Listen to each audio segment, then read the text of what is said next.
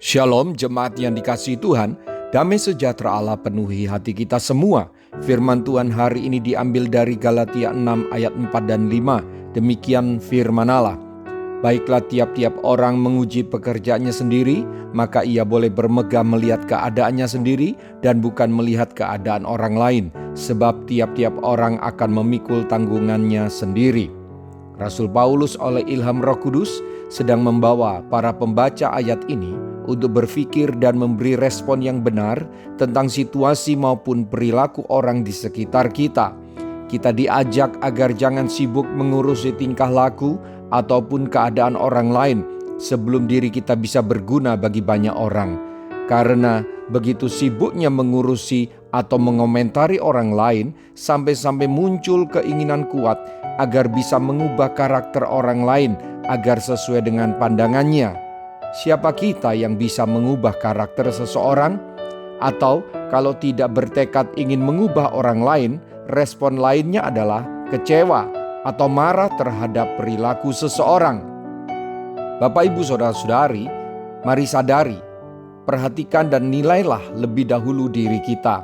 Jangan mudah menilai orang lain, jangan mudah menghakimi orang lain, jangan mudah kecewa dan tersandung oleh sikap orang lain. Ini adalah sifat tidak rohani, sifat yang tidak dewasa, bukan sifat seorang yang sejati lebih memperhatikan kualitas rohaninya, malah sibuk menilai orang sana-sini, yang pada akhirnya atau istilah lain ujung-ujungnya kecewa. Sungguh naif kalau kita masih saja bersikap mudah menilai atau menghakimi orang lain dan mudah sekali membenamkan diri pada kekecewaan. Ayat tadi katakan, baiklah tiap-tiap orang menguji pekerjaannya sendiri dan tiap-tiap orang akan memikul tanggungannya sendiri. Tuhan adil kok. Tidak usah Anda ajari Tuhan untuk menghakimi dan ajari Tuhan agar mengganjar orang lain.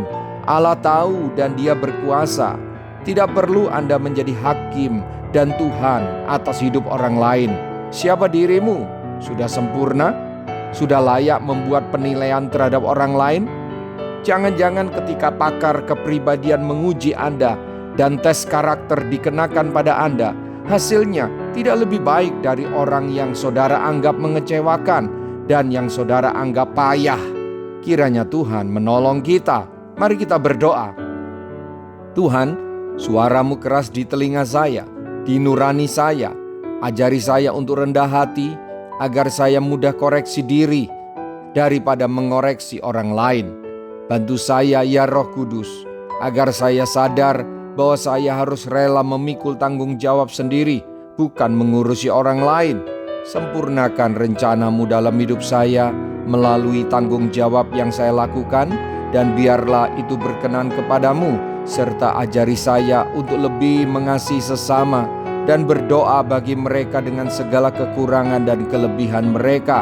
Saya mau jadi berkat bagi orang lain dan belajar rendah hati, tidak merasa layak menjadi hakim bagi orang lain, sebab itulah kehendak-Mu.